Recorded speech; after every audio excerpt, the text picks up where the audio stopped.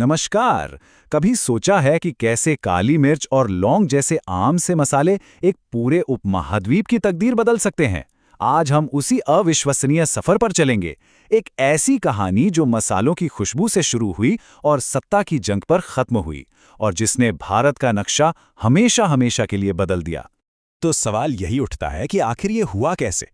कैसे सिर्फ व्यापार करने आई ये कंपनी एक साम्राज्य बनाने वाली ताकत बन गई? चलिए इस दिलचस्प कहानी की एक-एक परत को खोलते हैं और जानते हैं पूरी सच्चाई। देखिए, कहानी की शुरुआत में किसी का भी साम्राज्य बनाने का कोई इरादा नहीं था। ये सब शुरू हुआ था बस पैसे कमाने की एक होड़ से, एक ऐसी दौड़ जिसकी कोई मंजिल नहीं थी सिवाय दौलत के। और वो दौलत छिपी थी मसालों में। जरा सोचिए, 15वीं सदी के यूरोप में एक चुटकी काली मिर्च की कीमत एक आम इंसान की महीनों की कमाई के बराबर होती थी। ये मसाले सिर्फ खाने में स्वाद नहीं डालते थे, बल्कि ये स्टेटस सिंबल थे, अमीरी की निशानी। और सोने के बराबर कीमती इन्हीं मसालों के लालच ने यूरोपीय नाविकों को अनजान खतरनाक समंदरों में उतार दिया।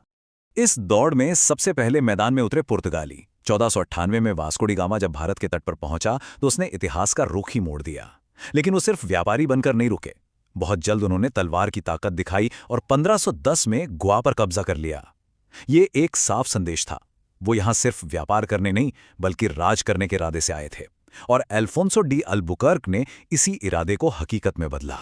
अब भाई, पुर्तगालियों को इतना पैसा कमाते देख डच भला कैसे पीछे रहते? वो भी इस खेल में कूद पड़े। लेकिन उनका फोकस एकदम क्लियर था, ट्रेड, ट्रेड और बस ट्रेड। उन्होंने कासिम बाजार के रेशम के कारोबार पर अपना दबदबा बनाया और जावा तक के समुद्री रास्तों पर कब्जा कर लिया। उनका एक ही मकसद था, ज्यादा से ज्यादा मुनाफा। तो अब सीन बदल रहा था। भारत का तट अब कोई शांत व्यापारी किनारा नहीं था, बल्कि ये एक ऐसा स्टेज बन चुका था जहां यूरोप की बड़ी बड़ी ताकतें अपनी किस्मत आजमाने आ रही थीं। और ये स्टेज जल्द ही एक जंग का मैदान बनने वाला था। जरा इस टाइमलाइन पर नजर डालिए। लगभग 150 साल के अंदर भारत का समुद्री तट यूरोपीय ताकतों का अखाड़ा बन गया। पुर्तगालियों के ठीक पीछे पीछे डच आए, फिर डेनिश, फिर अंग्रेज और आखिर में फ्रांसीसी। हर किसी की नज़र इस सोने की चिड़िया पर टिकी थी। और फिर एंट्री होती है अंग्रेजों की। उनका भी मकसद साफ था, और वो मकसद था ट्रेड। बस व्यापार करो और अमीर बनो।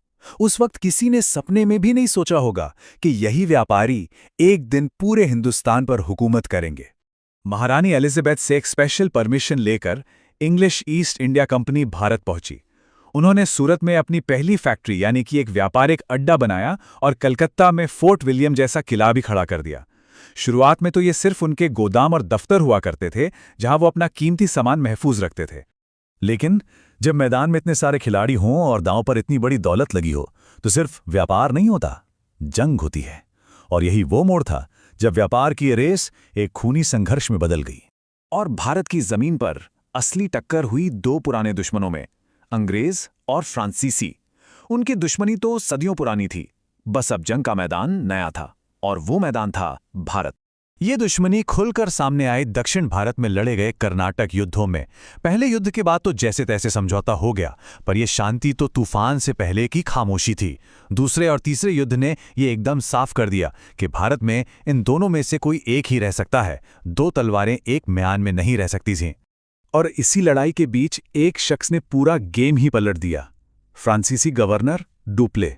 वो बहुत शातिर था। उसने एक सीधी सी बात समझ ली थी कि भारत को जीतने का रास्ता भारतीय राजाओं को आपस में लड़ाने से होकर जाता है। इस रणनीति का नाम था सहायक संधि। आइडिया बहुत सिंपल था। भारत के किसी राजा को उसके दुश्मन के खिलाफ अपनी सेना से मदद करो, और जब वो जीत जाए तो बदले में उससे जमीन, पैसा और अधिकार ले लो। इस एक चाल ने यूरोप के व्यापारियों को रातों रात किंग मेकर बना दिया। डुप्ले का प्लान तो जबरदस्त था, लेकिन इस खेल का एक ही नियम था, विनर टेक्स ऑल, यानी विजेता ही सब कुछ ले जाएगा। तो चलिए अब कहानी के आखिरी दौर में चलते हैं और देखते हैं कि यह बाजी आखिर किसने जीती। तो सवाल यह है कि फ्रांसीसी हारे क्यों? जवाब एकदम साफ है। एक तरफ थी ब्रिटिश ईस्ट इंडिया कंपनी, एक प्राइवेट कंपनी जिसे अपनी सरकार का पूरा सपोर्ट था, पैसा, सेना, सब कुछ। और दूसरी तरफ थी फ्रेंच कंपनी, जो किसी सरकारी दफ्तर की तरह धीमी थी, जिसे अपने राजा से नाम मात्र की मदद मिलती थी। और यही उनकी हार की सबसे बड़ी वजह बनी।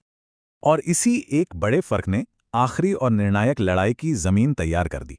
साल था 1760 और ये वो साल था जो भारत में फ्रांसीसी सपनों के ताबूत में आखिरी की कील साबित होने वाला था।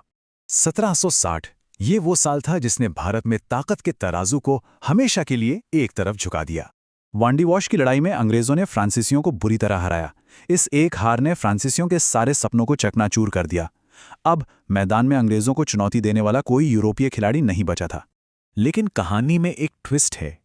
फ्रांसीसियों का खेल तो यहां खत्म हुआ, पर ब्रिटिश राज की असली कहानी इससे भी 3 साल पहले शुरू हो चुकी थी। वही था असली टर्निंग पॉइंट। 1757 भारतीय इतिहास के सबसे अहम सालों में से एक। ये थी प्लासी की लड़ाई। रॉबर्ट क्लाइव ने यहां बंगाल के नवाब को हराया, पर यह सिर्फ एक जंग की जीत नहीं थी। ये वो पल था जब व्यापारी पहली बार शासक की कुर्सी पर बैठे। यहीं से भारत में ब्रिटिश साम्राज्य की असली नींव पड़ी। तो क्या ये सब बस यूं ही हो गया, किस्मत से? नहीं, बिल्कुल नहीं। ये एक बहुत लंबा और सोचा समझा गेम था। अंग्रेजों ने भारत को किसी भूल में नहीं जीता था। वो शातिर थे, उनके इरादे पक्के थे और उन्होंने बहुत धैर्य के साथ ये बाजी जीती थी। और इस तरह जो लोग सिर्फ मसाले खरीदने आए थे, वो एक विशाल साम्राज्य के मालिक बन बैठे। ये कहानी हमें एक बहुत बड़े सवाल पर लाकर छोड़ देती है। क्या भारत पर किसी एक यूरोपीय शक्ति का राज होना तय था, या इतिहास का पन्ना किसी और तरह से भी लिखा जा सकता था? ये एक ऐसा सवाल है जो आज भी हमें सोचने पर मजबूर करता है।